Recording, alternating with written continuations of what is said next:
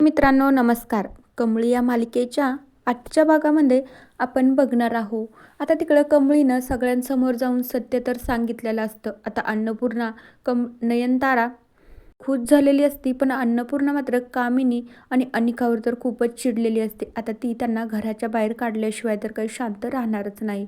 त्यानंतर कमळी मात्र इकडं घरी आल्यावर तिच्या आई आणि आबाच्या फोटोसमोर जाऊन उभं राहते. त्यानंतर कमळी असं म्हणू लागते, खरं तर आई आबा आता एक नवीन आव्हान मी स्वीकारणार आहे. आतापर्यंत जे झालं ते झालं, पण आजपासून मी एक नवीन संकटावर मात करण्यासाठी जाणार आहे. त्याच्यासाठीच मला तुमचा आशीर्वाद लय गरजेचा आहे. कमळी मात्र आता हे सगळं बोलून त्यांचा आशीर्वाद घेत असते. त्यानंतर कमळी असंही म्हणते की आई आबा, मला माझ्या कामातनं नक्कीच तुम्ही यश द्या, कारण की तुमच्याशिवाय माझं काहीच होऊ शकत नाही.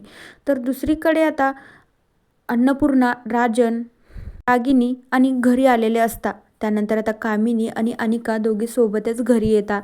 त्यानंतर त्या डायरेक्टली त्यांच्या रूममध्ये जात असतात. तर अन्नपूर्णा त्यांना आवाज देऊन थांबा असं म्हणत असते. त्यावेळी कामिनी तर खूप रागाने अन्नपूर्णाकडे बघत असते. आता अनिका तर काहीच बोलत नाही, ती तर खूपच घाबरून गेलेली असते. त्यानंतर त्या दोघीजणी उभं राहतात. तर त्यावेळी अन्नपूर्णा मात्र त्यांच्याकडे जाते आणि त्यांना म्हणूही लागते, तुम्हाला लाज कशी वाटत नाही आपल्या जवळच्या माणसासोबत खोटं बोलायचं आणि परत स्वतःच्याच घरामध्ये येऊन राहायला तुम्हाला परवानगी कुणी दिली आहे? अन्नपूर्णा मात्र त्यांच्यासोबत असं बोलत असते.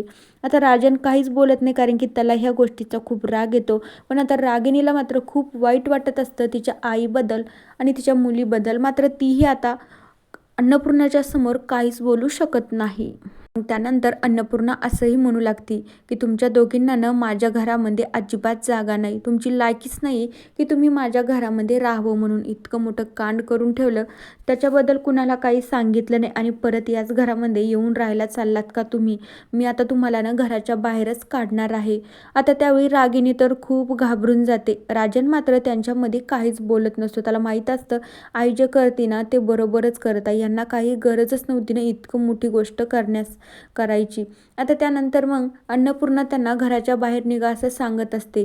पण अनिका आणि कामिनी मात्र तिथून हलायला तयारच नसतात. तर त्यावेळी आता अन्नपूर्णा मात्र स्वतःच्या हाताने त्या दोघींना दरवाजाकडे वढत वढत नेते आणि घराच्या बाहेर ढकलवून देते. अन्नपूर्णा तर त्यांच्याकडे बघत राहते, पण कामिनी आणि अनिकाला खूप राग येतो. आता त्या विचार करत असतील की या म्हातारीचा हिनं आपल्याला घराच्या बाहेर काढलं आणि हिचा बदला घेतल्याशिवाय शांत बसायचंच नाही. आता त्यावेळी अनिका आणि कामिनी मात्र घराच्या बाहेर आलेले असतात, पण रागिणीला काहीच कळत नसतं. आता माझा जो सपोर्ट असतो तोच घराच्या बाहेर गेला, आता माझं तर काही खरं नाही. मला आता हे जसं म्हणतील तसंच ऐकावं लागेल.